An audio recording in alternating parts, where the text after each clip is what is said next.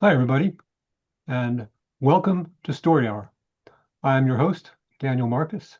My brilliant co-host is Laura Blackwell, and she is at StokerCon tonight. So if you're there too, by all means, look her up and say hello. I'm sure she'd be delighted.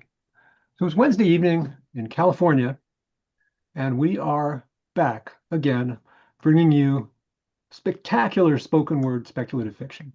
We feature work from across the entire multiverse of speculative genres: horror, fantasy, hard SF, space opera, your favorite dialect of punk, slipstream, weird, dark, weird, weird, dark, etc. And we also welcome new writers for whom the ink is barely dry on their first contract, and award-winning seasoned pros who have been at this for decades, and everybody in between. So I started Story Hour over 6 years ago. It's in the early days of the pandemic, and things were pretty weird out there, not at all like now. And I wanted to create a place where my writer friends and I could get together, share our work, and enjoy a little community, kind of shelter in place against what seemed to me this burgeoning apocalypse that we had all been reading about and writing about for years. Um, Shortly after I kicked it off, I asked my friend and colleague Laura Blackwell to join me in co-hosting, and we have been at it ever since. 6 years, every week, except for the week between Christmas and New Year's.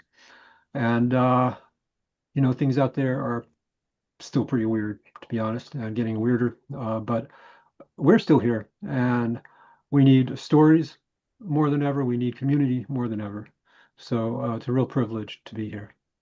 Story Hour relies on a very ancient tradition, which is folks sitting around the fire telling each other lies. So every week we continue this practice. We have two writers, about 30 minutes each, narrating their own work.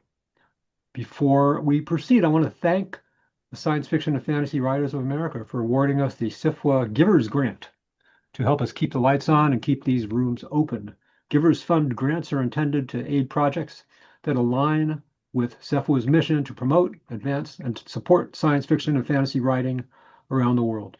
This fund is made possible with the generosity of donors from within the community and partnerships within the publishing ecosystem. So thank you, thank you, thank you, SEFWA.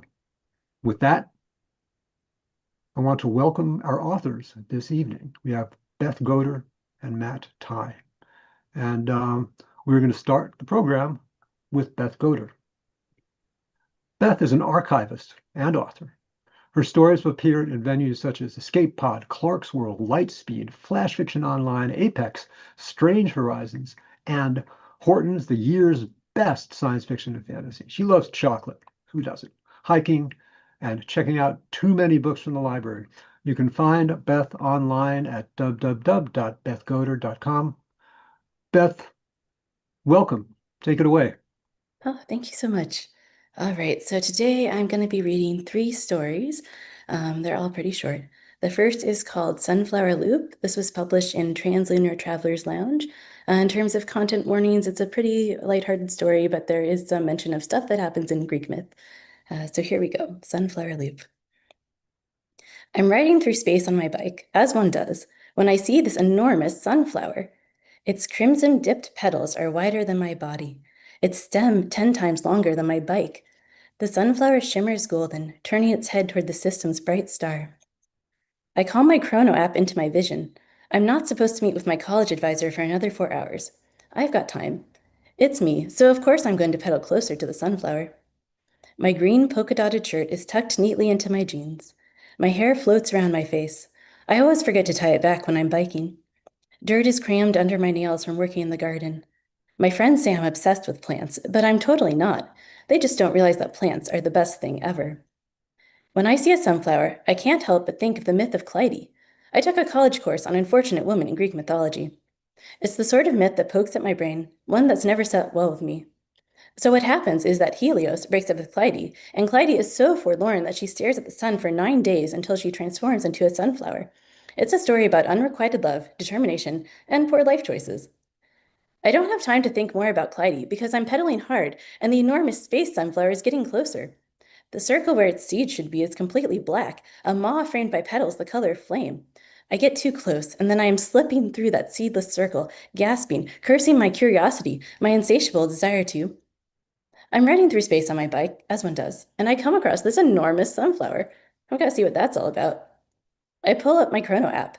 It's 30 minutes later than I thought, but I have plenty of time to check out this weird space anomaly and still meet with my college advisor on time. The meeting's not for 3.5 hours. It's only a meeting that will determine my entire future. No big deal. As I bike toward the sunflower, I think of Clytie. The most uncomfortable part of the myth for me is the bit about Leucothea. So Helios falls in love with Leucothea because he's been cursed by Aphrodite, and that is a whole consent issue right there. But anyway, he and Leucothea become lovers. Clytie blabs to Leucothea's dad about the whole thing, but it's fine because the dad is super chill and reasonable about it, and he invites everyone over for brunch because who doesn't love brunch? Just kidding. The dad buries Leucothea alive. Then Helios comes by and turns her dead body into a frankincense tree, the most random of trees, because that's super helpful. What is it with women in Greek myth being turned into trees? It's a whole thing. I get so mad thinking about the Clytie myth that I don't realize how close I am to the sunflower until suddenly I'm in this moss so black and cold, and I'm riding through space on my bike, as one does, and I find this huge sunflower. I pull up my chrono app. Somehow, it's an hour later than I thought. This happens to me all the time. When I bike through space, I get lost in how good it feels to pedal fast and hard into a darkness pricked by stars. If I take a sunflower detour, I'll still be able to make my meeting. I have 3 hours before I need to meet my college advisor. I already know what my advisor will say. She'll tell me that I'm on track to graduate with a degree in history, and then I can apply for law school. My whole life mapped out. Sometimes I feel like the only freedom I get is when I'm riding my bike, feeling the vastness of the universe opening before me. I bike toward the sunflower. The petals look like disembodied arms. I wonder how Clytie felt as she turned into a sunflower, as her body became petals and seeds and stems, as soft places turned inward and hardened. Did it happen all at once, or was it only that one moment the tips of her hair grew golden and her toes elongated into roots, and slowly, slowly the rest came? Did it hurt when she changed? As I'm sucked into the sunflower's gentle vortex, I think, at least she got to choose. At least she got to. I'm riding through space on my bike, as one does, and when I see this enormous sunflower, I have this strange sense of deja vu. I pull up my chrono app and blink hard when I see the time. It's later than I thought. I only have 2.5 hours before I need to meet my college advisor, and I still have to bike there. I might be late for my meeting, although not if I bike super fast. Unfortunately, that's typical of my life. I'm late for everything. Late to breakfast, mornings are not my thing. Late to call my mom on Saturdays, and probably too late to change my major. Botany isn't a good major for future lawyers anyway, at least that's what my mom says. That sunflower is really making me think of Clytie. The weird thing about the Clytie myth is that she's the one who turns herself into a sunflower. There isn't some god snickering in the corner, dooming her to sunflowerness forever. Aphrodite isn't waiting the wings to curse her with love. Clytie does it all on her own. I wonder what it would be like to have that level of determination about anything, that power, that ability to choose my own fate. I imagine Clytie staring up at the sun, her face etched in certainty. Maybe she only wanted to have the power to write the ending to her own story. As I bike closer to the sunflower, I'm filled with a sudden wariness. There's something about it that isn't right.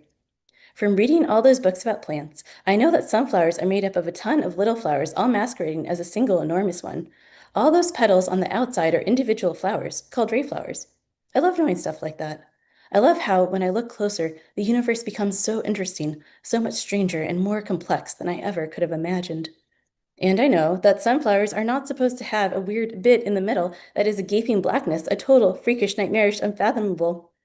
I'm riding through space on my bike, as one does, when I see this enormous, menacing sunflower. This thing is sinister with its crimson-tipped petals. So of course I'm going to check it out. I pull up my chrono app and do a double take. I'll probably be late for my meeting. It's in 2 hours. I should be upset, but I'm not. Does it really matter?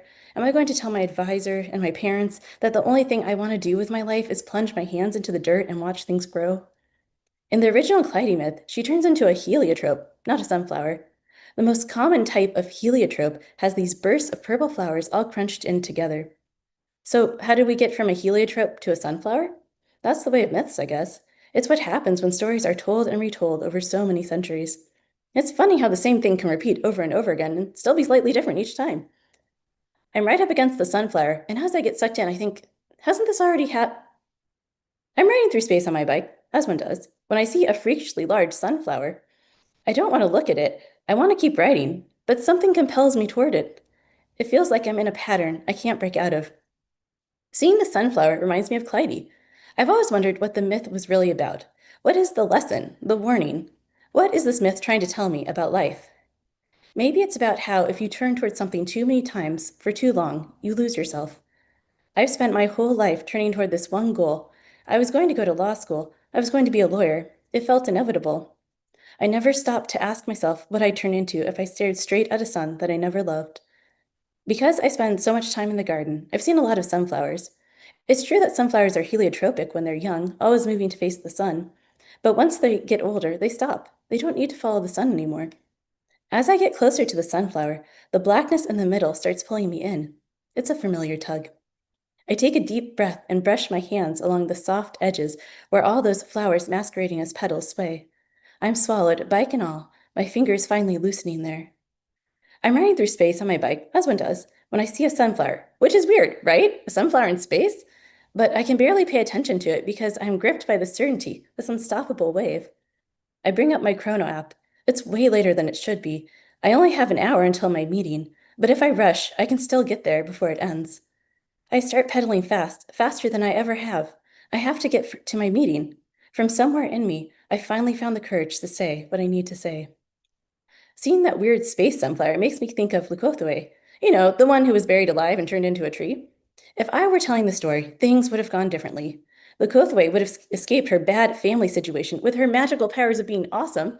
It's my version of the story. She can have cool powers if I give them to her. Her skin glitters diamond bright, and she can ride on rainbows, and she always knows when someone is telling the truth. She becomes a mathematician and spends her spare time playing board games like Petia because they had not yet invented Settlers of Catan. Maybe she ditches Helios and meets up with Clytie, and they become besties.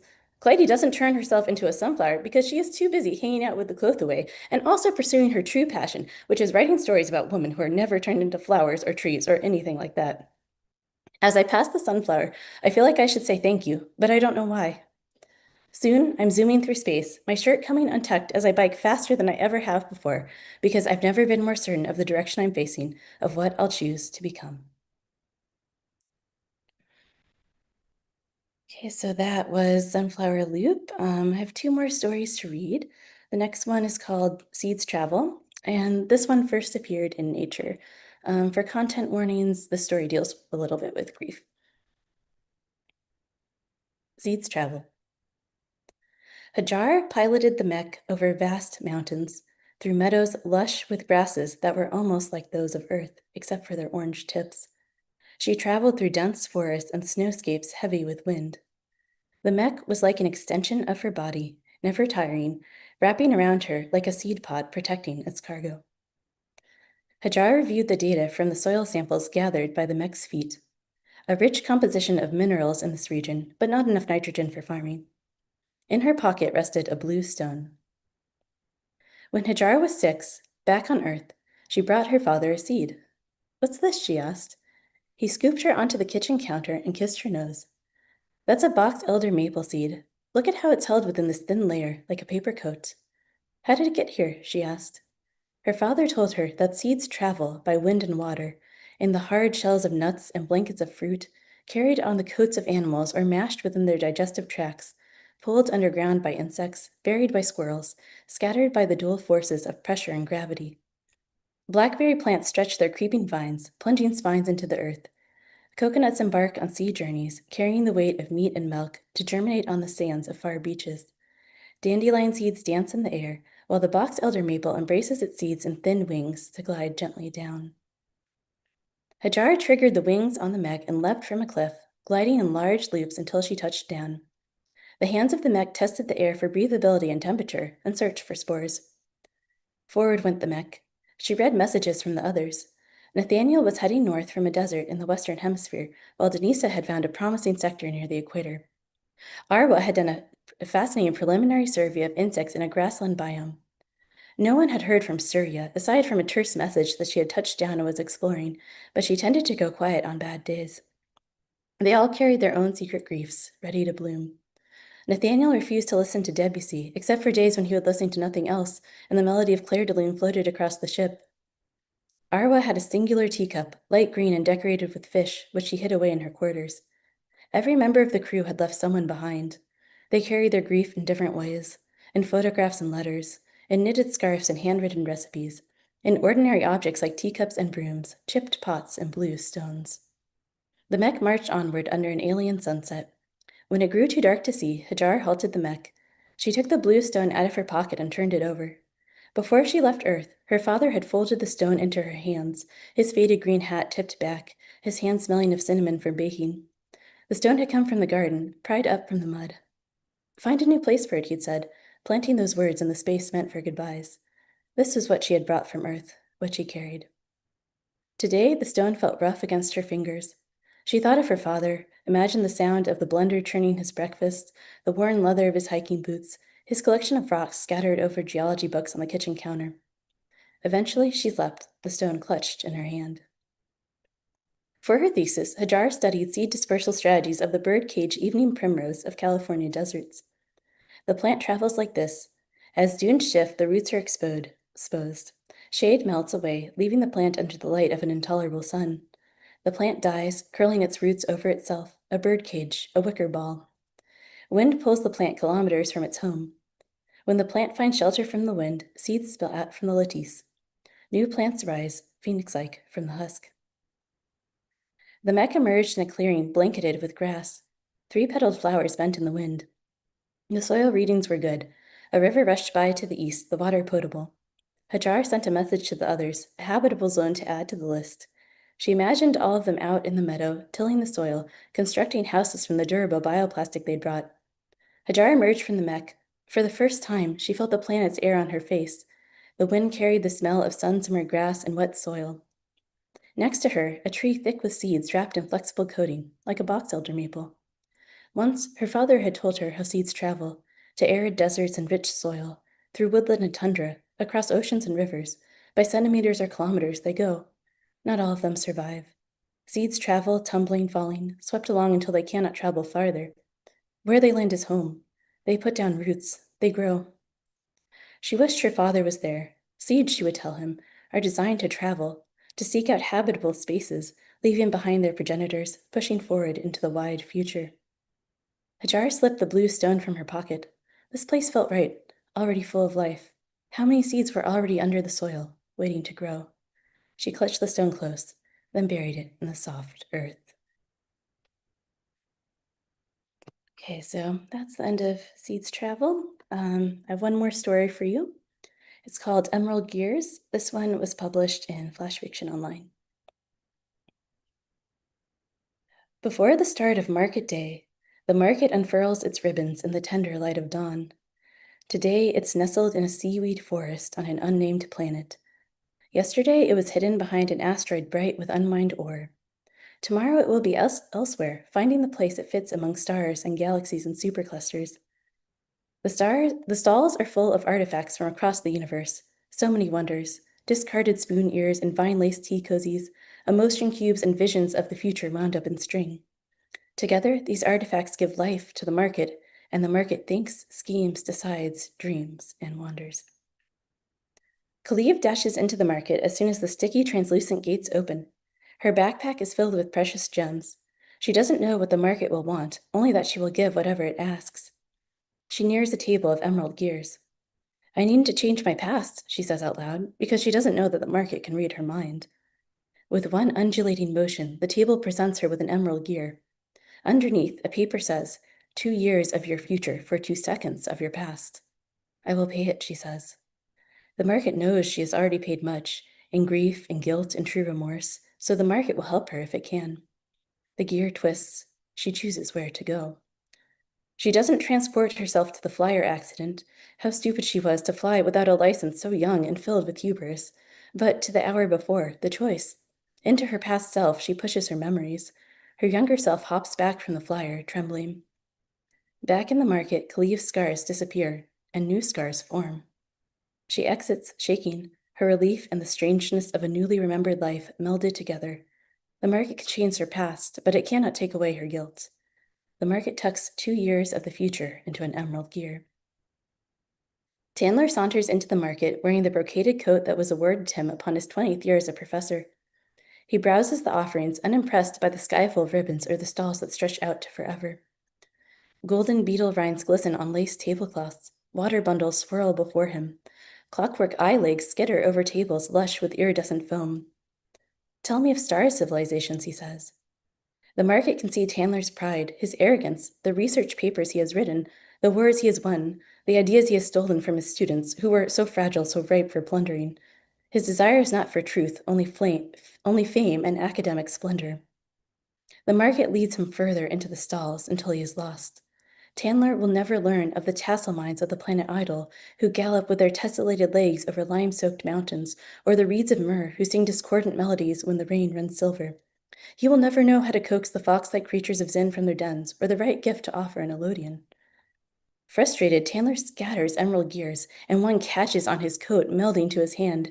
His screams are swallowed by the gears that fly at his face and attach to his mouth and nose. Soon he is covered completely, his skin a living mess of metal teeth. A gear whispers in his ear, "Give me your fine coat." He shucks it off quickly. The gears dump him outside the gate, then detach. The imprints of their teeth will stay with him for days. His rage will stay with him for longer. Although he'll spend years searching, he'll never find the market or his beautiful coat again. Emerald gears fold up the coat and set it among the wares. Yule finds the market by accident.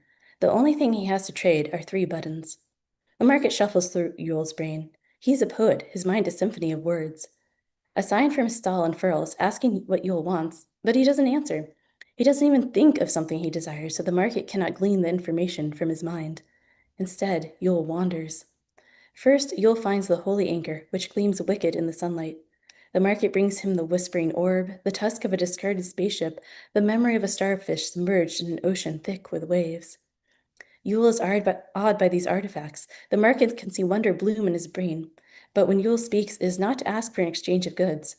He turns to the emerald gears. "What is it that you want?" he says.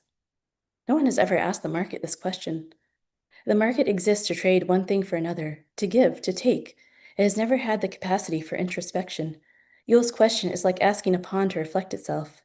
The market is an amalgam of disparate desires and sentient ripples, so much joyous aliveness. For the first time, the market wonders if it could be more. The market remains silent, but Yule doesn't seem to mind. A poem starts to form in Yule's mind, bright as sea foam and just as ephemeral. Even the market cannot know what the poem will be, for it shifts too much in Yule's brain, a thing not yet created. Yule pulls 3 buttons from his coat and places them on the gears. In winter, he'll suffer from cold, from cruel and chilling wind, for on his poet's salary, he cannot afford to replace them. The buttons are gifts. He asks nothing in return. It's the end of market day. The ribbons wrap up the stalls. The translucent gates close. To barter is transactional, the only mode the market has ever known. What does it mean to give, to ask nothing in return? The market does not understand, but perhaps in time it might.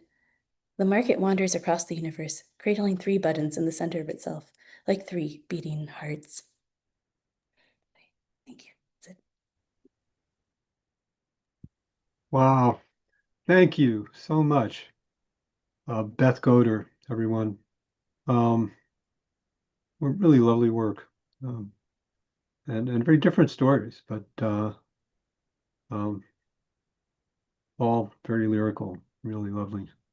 Um, it's our practice here at Story Hour to just take a beat between authors, take a breath, let the previous work sort of resonate, and then move on. So what I just usually do is just kind of stare vacantly into space for 5 or 10 seconds and take a deep breath. So I encourage y'all to do that or do whatever chills you out for a sec. So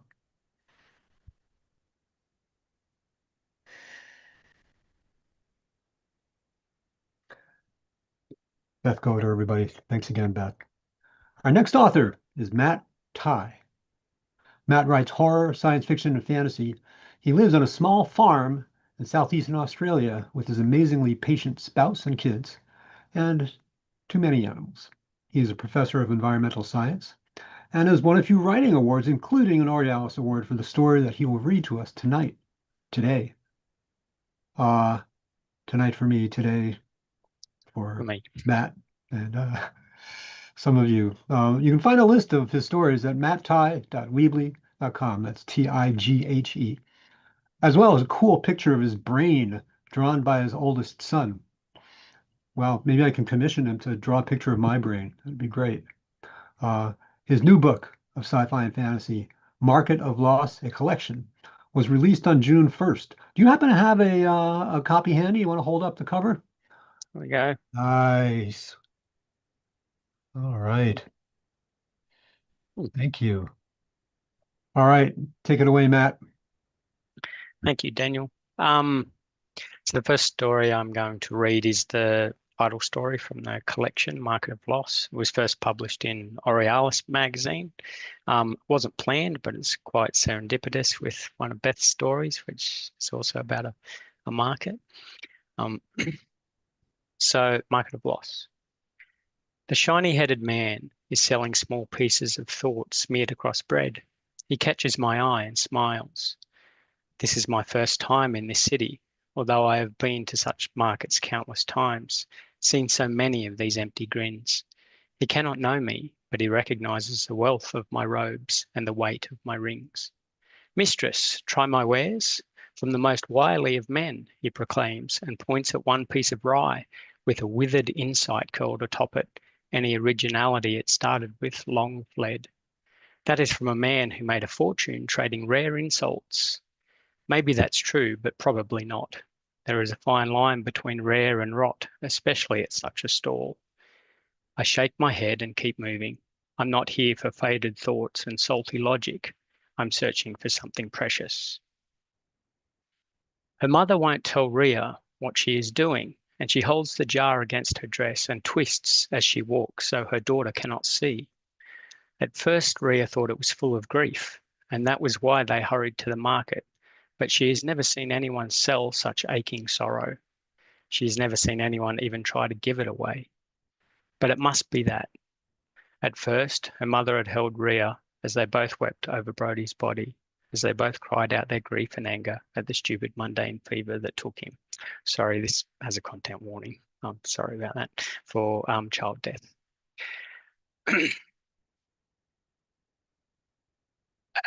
At first, her mother had held Ria as they both wept over Brody's body, as they both cried out their grief and anger at the stupid mundane fever that took him, as her mother stared at the pitiful, empty tinctures of calm and ginger that had cost all of their coin and done nothing, nothing, and nothing. Ria herself had felt something new gouged out inside her, a hollowness that was the absence of her little brother.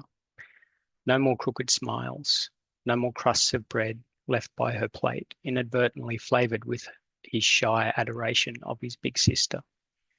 Mother, Ria eventually said, what will we do? She had met with Brody, who looked so small and still, laid out inside the patched canvas lean-to that they all called home. Her mother did not answer straight away. Instead, she stared at the tinctures that had cost everything and given nothing. Then she stared at her son's body and at the breakfast pot, which had been empty for 3 days and would be empty tomorrow as well. Finally, she looked at Ria, and her eyes were dark and her face had become ancient in the space of the morning. She led her daughter outside and kissed her softly on the forehead and told her to wait under the sycamore while she went back to the lean-to. Ria stood under the old tree, kicking at the dust and listening to the grief inside herself and the soft, gasping tears of a mother who has to send her boy to the pauper's field, who cannot even afford the cheapest of shrouds to wrap his small body, who cannot fill her thin daughter's belly. Eventually the weeping had stopped, and after a much longer time, her mother had emerged with the jar that she tried to hide, that sloshed heavily and took 2 hands to hold, and Ria had felt a wordless worming of something thin and anxious within the darkness of her own grief. Now they are at the long table of day trading, and Ria's mother is staring with red eyes at a man who has refused to make space. He is selling little tin boxes of old and soured dreams, but he has few buyers. Dried lemon works better in both teas and baking. The bitterness of fruit rind is easier to weigh and measure than what he sells. The man may deal in soured hope, but he cannot stand Ria's mother's gaze for long. She says nothing, and yet he finally looks aside and shuffles along until there is just gap enough. Her mother sets the jar down on the uneven wood surface, and Rhea gasps at the silky, swirling contents. There is a crowd down where the wanderers from the far plains have gathered. I have seen them in several cities, selling the taste of footfalls upon soft earth in little cups of woven grass. And as I have seen before, there is a line of customers who pucker their mouths at the cheap wistfulness they have bought, and yet many ask for a second draft, sometimes a third. There are too many buyers clustered, and I am tempted to turn aside. The market is wide, with meandering paths and tables and stalls with semi-permanent awnings, and there is much to see. But I hesitate. I doubt what I seek will be for sale amongst the smiling vendors of sliced fruit and drinks flavoured with drops of contentment that I see to either side. Rhea is not the only one who has noticed what is in her mother's jar. A woman stops in front of them, stops abruptly, her gaze caught on the jar as if she has spotted spring water in a parched land. Her hair is coiled atop her head and interlaced with blue and red threads in the newest and most precarious fashion, and her eyes are shadowed with the grey of fine charcoal. Is that heart's love? She asks. She keeps her voice low, perhaps from shock, perhaps from uncertainty. It is a mother's, Rhea's mother says, and Rhea cannot help but cry out, just a breathy little whisper of sound. She has seen people sell important things in the market before, things that people are greedy for, things that hurt those doing the selling, people who are parting with something essential. Sometimes the selling is slow and hard, and sometimes it is fast and frantic, but always the seller is somehow less afterwards. She would think her mother does not love her to do such a thing, but there is so much of how her mother feels right there in front of her, swirling slowly. To have so much care and so little as to sell it is beyond Rhea's understanding. Her grief and worry twists around this strange thing, this adult thing, and the ache inside her grows. Her mother does not look to her as she pulls a wooden spoon from her dress pocket. It is the roughly carved utensil she uses to stir Brody and Rhea's thin porridge on the mornings they have breakfast, or had breakfast. Mother, no, Rhea cries. The jar swirls with strands of passion and pride and worry, blues and crimsons as well as the darker greys and indigos of quiet strength. All the flavours of her mother's love, removed and bottled and on offer to strangers. Quiet, Rhea's mother snaps. She has never spoken to Rhea like this before, and when she turns her flat, empty gaze on her daughter, the bite of that one word pales compared to the lack in her eyes. There is a brief exchange of words and coin, a handful of gold, more money than Rhea has ever seen in her life. Her mother takes it and then dips the spoon into the jar. One shallow spoonful, crimson and blue and greyish purple. The woman bends her head forward and swallows down what is offered, her coiled hair wobbling ridiculously. Rhea stares at the woman. She tries to catch her gaze to see if her mother's feelings are in this person now. The woman straightens and turns away quickly, leaving only the glimpse of a flushed cheek, a widened eye. A man steps into the space the woman leaves, his shoulder bag heavy with round loaves. He thrusts a handful of coins at Rhea's mother, even as someone behind jostles him. A small crowd is forming, pushing and whispering and suddenly eager to take her mother's love away. I almost miss it. What I have searched for all this time is right there on the day trading table, just beyond the sippers of cheap wistfulness. I have travelled so far, walked so many markets and seen tables strewn with so many things. A few times I have heard rumours of such a sale as I seek, but I have always been too late. And here I am perhaps too late again. I push my way past an old man with the taste of far plains on his scarred lips and an ache in his eyes. Beyond him, the crowd is thickened like glue, and almost panic tightens my throat at what I see. There is a small girl standing by the table. Her face is thin and pale, and she looks as if she has been crying, but now she stares at the people in front of her with an intensity no child should be able to muster. She is very similar to the woman with the spoon, although some of that is likely just a long time lack of food, of comfort, of rest, that has drawn their features fine and porcelain. She turns her eyes to me as I push forward. Her gaze is hot and confused and piercing, and I do not want to look at her. She abrades my desire raw. She should not be here. And then I see the jar. It is a third empty. Mother, Rhea cries again, but there is no hope in her voice. Please stop.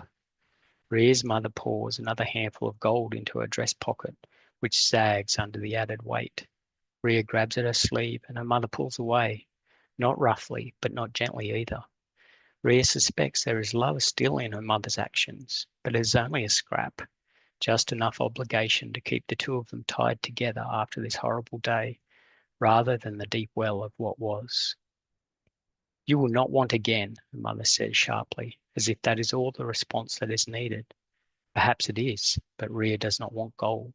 She does not wish for the cold comfort of a roof for breakfast every day. She does not even want a shroud to cover her little brother's limp form. She wants the way her mother looked at her yesterday, the feel of her words when she spoke to her brother, the knowledge of her warm body close by at night. Please, Rhea sobs. There is so much in that word and so little. All the pitiful, tiny hope that Rhea has left. Hope in her mother, hope in those pushing towards the table, hope that things will be okay. It bleeds away in that single plea, gone and lost in a market that would have taken such and sold it. Her mother could never hear her daughter speak so and ignore it, never, but she does. The spoon dips again, and a double handful of gold and silver exchanges hands. I push my way through the jostling people. It is not hard. This market, like most, is well patrolled by a grim-faced city watch. But more than that, I suspect the people are not frantic because they do not know the true worth of the jar. A woman does not move fast enough, and I place one hand on her shoulder. She spins, all dark, beautiful curls and flashing angry eyes that shift to wariness as she takes me in. My understated face paint, my jeweled ears and nose, the foreign set of my features. Maybe it is these things she focuses on. Perhaps it is the determination in my face. She drops her gaze and shifts enough for me to get by, and I do not waste the chance. The woman has dipped her spoon yet again. I reach the front of the crowd and pull a fist-sized leather bag from inside my robes. I open it and spill a few of the contents across the tabletop, as much to keep the crowd cowed as to focus the woman upon me.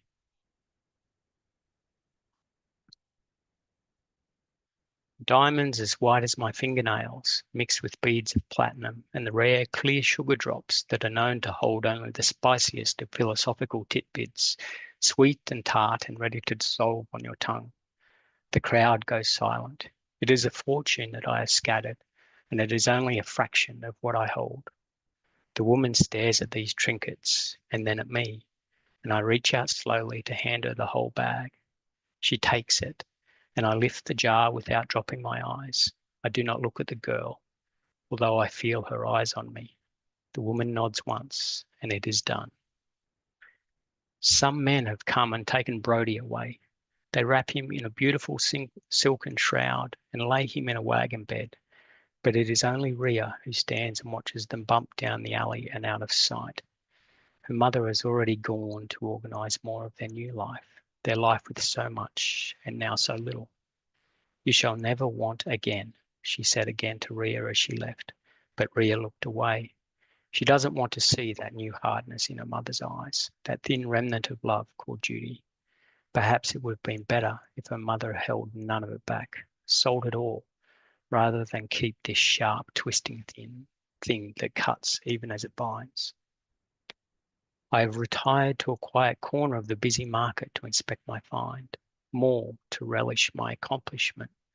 The jar is still over half full, a swirling mix of so much that I have so long gone without. I place one hand on the lid. I wonder what it will taste like, what it will feel like to have this mother's love, to have so much, to have something the little dirty-faced girl will not have. The thought rises unbidden and I push it away. She will survive. Her mother will still be there and her life will be in so many ways immeasurably better. Wealth will build on wealth as it does, and she will want for nothing, almost nothing, and her life will be better. I have what I have searched for. My hand trembles on the lid. Rhea sits under the sycamore, too tired to cry, too hollow. Her mother's love all but gone. Brody, gone, wrapped in expense he will never appreciate. Her mother's hard gaze, so soft yesterday. For some reason, she thinks of those nomads from the plains selling their bitter little cups of far away, and the people who come for a reminder of the thing they don't have over and over and over.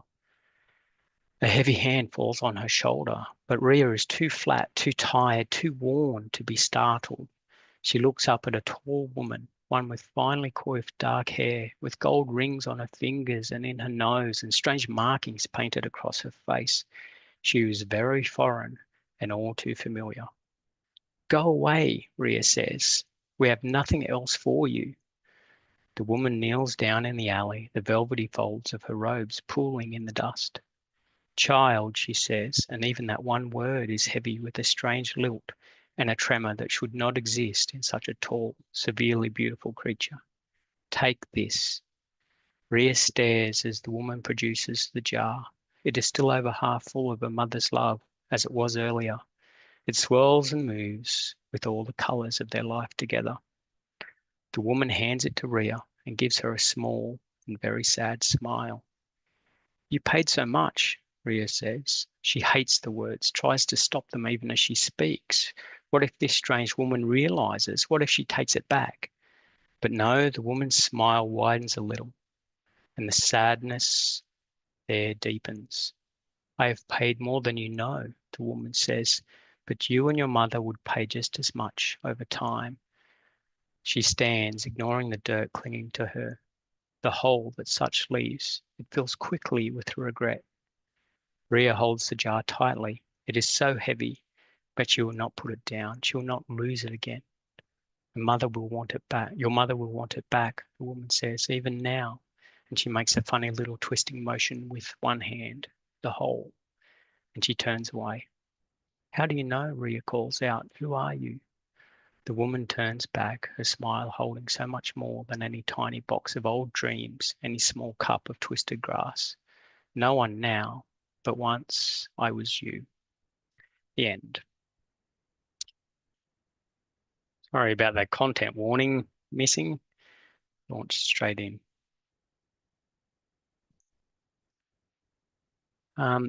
Second story that I have is a much shorter story. It has no content warnings. It was called Universes All the Way Down. It was first published in Nature as well, similar to one of Beth's stories. Universes All the Way Down. It looked like Toby's table.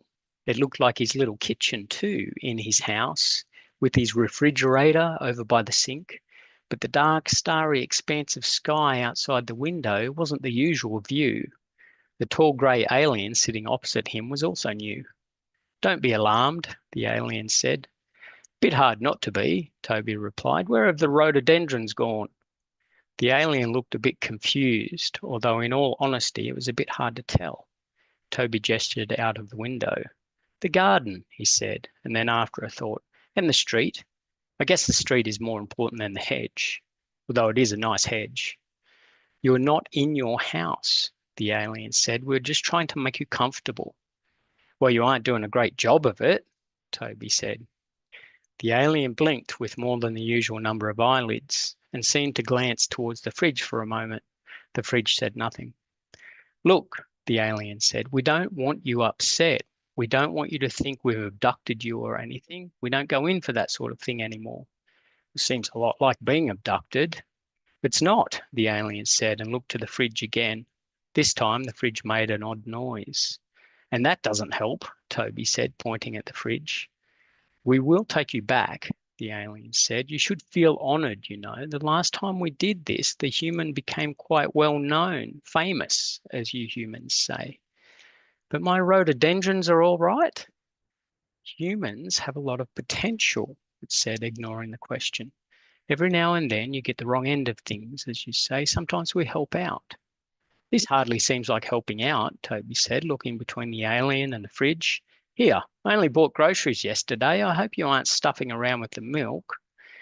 This isn't your house, the alien said again, a bit testily, then made an effort to calm itself. Given your background in physics, this shouldn't be too hard and shouldn't take too long. Then we'll take you back to your milk. Toby frowned but said nothing. Well, we just wanted to let you humans know that the experimental conclusions in neutrino asymmetry are a bit wrong. What?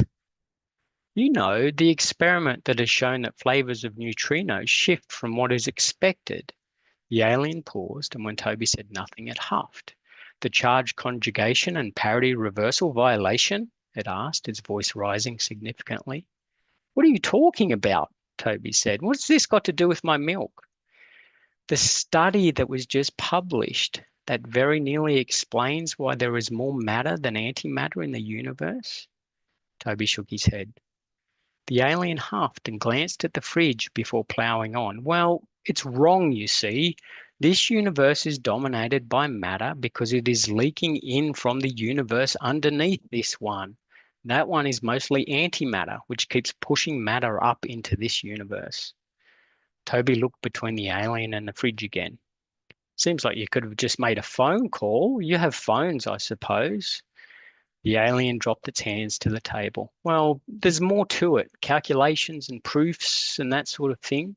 We thought we would show you before you went home. Toby shook his head. I wouldn't understand nothing like that. Now, my neighbour, Dr. Stanislav, he might. Funny chap with one of those continental type accents, but he does physics. Nice enough, I suppose, although it's a bit hard to follow on with what he's saying sometimes. But he trims his side of the hedge every other week, keeps it nice. Maybe you could write all this stuff down and I could show it to him. He might be able to explain it. The alien blinked its numerous eyelids rapidly and looked at the fridge. The fridge made a series of harsh sounding noises that no fridge really has any right to make. How would I know how it happened? The alien snapped. I'm not in charge of targeting. It covered its face with its long-fingered hands for a moment and moaned softly. Then it dropped its hands. We'd better turn around. The stars out of the window shifted. The alien stayed seated, but seemed to be avoiding looking at both Toby and the fridge. Toby fidgeted. The silence grew longer until he had a thought. Yeah, he said. If this stuff, this matter, is leaking in from underneath, being pushed up, then what's happening in that other place? What? The alien said. What do you mean? The antimatter universe? Toby nodded. So does that mean that other stuff, the antimatter, is leaking into that universe? The alien nodded thoughtfully. Yes, I suppose it must. Then what about the next universe below that one? Is it leaking? The alien opened its mouth and then closed it slowly. It glanced at the fridge, which did nothing. It must be, it said finally, and blinked. Then where's the start? I mean, where did the leak start? I don't know, the alien said. Toby suddenly felt bad. Maybe he shouldn't be asking questions about such complicated things. It was just that he liked things to be neat and tidy, like his hedge. Perhaps he could ask Dr. Stanislav when he got home. He seemed quite bright, really. Look, don't worry about it, Toby finally said, still feeling a bit rotten. Maybe it's just universes all the way down. The end.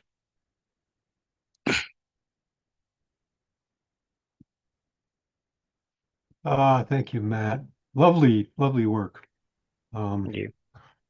Boy, what a privilege. Laura and I get to do this every week. It's really great. Beth Goder, Matt Tighe, everybody. And needless to say, but I'll say it anyway, you're both welcome back anytime. Just shout out and we'll get you on the calendar. Don't wait for a publishing event. Just come on back. We'd love to have you. Thank you very much, Daniel. Our pleasure. And thank you all again for coming back every week. I want to thank my fabulous co-host, Laura Blackwell, for coming back every week. And again, shout out to SIFWA for the Givers Grant. So we're just going to keep on doing this. As long as you keep coming here, we're just going to keep on doing it. And that's it for tonight. Come on back next week. We're going to have KC Mead Brewer and Wendy N. Wagner. It will also be a fabulous show, just as this one was this evening. With that, take care of yourselves, take care of each other. We'll see y'all